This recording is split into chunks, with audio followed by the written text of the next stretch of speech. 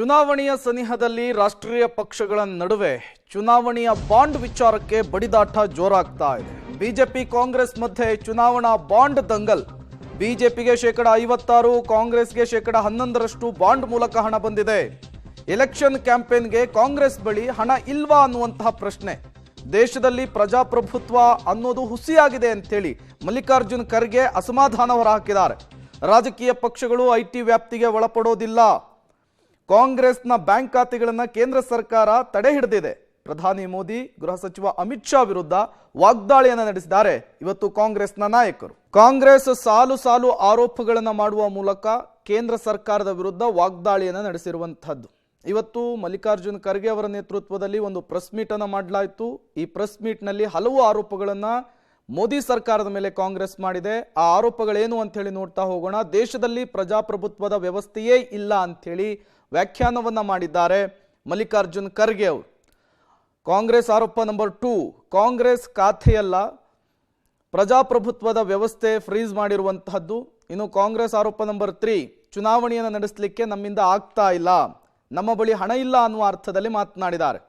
ಆರೋಪ ನಂಬರ್ 4, 2 ರೂಪಾಯಿ ಖರ್ಚು ಮಾಡದಂತಹ ಸ್ಥಿತಿ ಇದೆ, ಆ ರೀತಿ ಕೇಂದ್ರ ಸರ್ಕಾರ ನಮ್ಮನ್ನ ಟ್ಯಾಕಲ್ ಮಾಡಿದೆ ಅಂತ ಹೇಳಿದ್ದಾರೆ.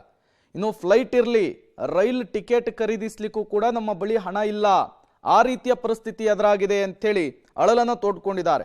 ಕಾಂಗ್ರೆಸ್ ವಿರುದ್ಧ ಕ್ರಿಮಿನಲ್ ರಾಜಕಾರಣವನ್ನ ಬಿಜೆಪಿ ಮಾಡ್ತಾ ಇದೆ ಅನ್ನುವಂತಹ ಆರೋಪವನ್ನ ಮಾಡಿರುವಂತಹದ್ದು. 1 ತಿಂಗಳಿನಿಂದ ನಮ್ಮ ಎಲ್ಲಾ ಖಾತೆಗಳನ್ನು ಕೂಡ ಫ್ರೀಸ್ ಮಾಡುವಂತಹ ಕೆಲಸವನ್ನ, ಬಂದ್ ಮಾಡುವಂತಹ ಕೆಲಸವನ್ನ ಕೇಂದ್ರ ಸರ್ಕಾರ ಮಾಡಿದೆ ಅಂತ ಹೇಳಿ ಗಂಭೀರವಾಗಿ ಆರೋಪಿಸಿದ್ದಾರೆ ಕಾಂಗ್ರೆಸ್ನ ನಾಯಕರು. ಚುನಾವಣಾ ಬಾಂಡ್ನಿಂದ ಬಿಜೆಪಿಗೆ 56% ಹಣ ಬಂದಿದೆ, ಅದನ್ನ ಬಹಿರಂಗ ಪಡಿಸಬೇಕು ಅಂತ ಕೂಡ ಇವತ್ತಿನ ಪ್ರೆಸ್ ಮೀಟ್ ನಲ್ಲಿ ಆಗ್ರಹಿಸಿದ್ದಾರೆ ಕಾಂಗ್ರೆಸ್ನ ನಾಯಕರು.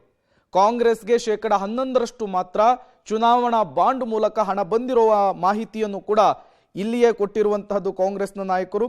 ಚುನಾವಣಾ ಆಯೋಗ ಯಾಕೆ ಮೌನವನ್ನ ವಹಿಸಿದೆ ಅಂತ ಕೂಡ ಪ್ರಶ್ನೆಯನ್ನ ಮಾಡಲಾಗಿದೆ. ಹಾಗಾದ್ರೆ ಯಾರ್ಯಾರಿಗೆ ಎಷ್ಟೆಷ್ಟು ದೇಣಿಗೆ? ಕಾಂಗ್ರೆಸ್ ಮಾಡಿರುವಂತಹ ಆರೋಪ ಏನು? ಬಿಜೆಪಿಗೆ 6,986 ಕೋಟಿ ರೂಪಾಯಿ ದೇಣಿಗೆಯ ರೂಪದಲ್ಲಿ ಚುನಾವಣೆಯ ಬಾಂಡ್ ಮೂಲಕ ಬಂದಿದೆ ಅಂತೇಳಿ ಕಾಂಗ್ರೆಸ್ ಆರೋಪವನ್ನು ಮಾಡಿರುವಂಥದ್ದು. ಇನ್ನು ಟಿಎಂಸಿಗೆ 1,397 ಕೋಟಿ ರೂಪಾಯಿ ಚುನಾವಣಾ ಬಾಂಡಿನ ಮೂಲಕ ದೇಣಿಗೆಯ ರೂಪದಲ್ಲಿ ಬಂದಿದೆ.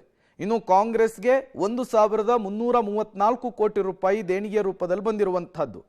ಇನ್ನು BRS ಪಕ್ಷಕ್ಕೆ 1,322 ಕೋಟಿ ರೂಪಾಯಿ ದೇಣಿಗೆಯ ರೂಪದಲ್ಲಿ ಬಂದಿದೆ ಎನ್ನುವಂತಹ ಮಾಹಿತಿಯನ್ನು ಕೂಡ ಕೊಡಲಾಗಿದೆ. ಇದೆಲ್ಲವೂ ಕೂಡ ಚುನಾವಣಾ ಬಾಂಡ್ ಮೂಲಕ ರಾಜಕೀಯ ಪಕ್ಷಗಳಿಗೆ ಬಂದಂತಹ ದೇಣಿಗೆ. ಇನ್ನು DMK ತಮಿಳುನಾಡಿನಲ್ಲಿ ಆಡಳಿತ ನಡೆಸ್ತಾ ಇರುವಂತಹ ಪಕ್ಷ, ಇದಕ್ಕೆ 656 ಕೋಟಿ ರೂಪಾಯಿ ದೇಣಿಗೆಯ ರೂಪದಲ್ಲಿ ಬಂದಿದೆ. ಇನ್ನು JDSಗೆ 89.75 ಕೋಟಿ ರೂಪಾಯಿ ದೇಣಿಗೆಯ ರೂಪದಲ್ಲಿ ಬಂದಿರುವಂತಹದ್ದು. ಈಗಾಗಲೇ SBI ಇದನ್ನು ಬಹಿರಂಗ ಮಾಡಿದೆ.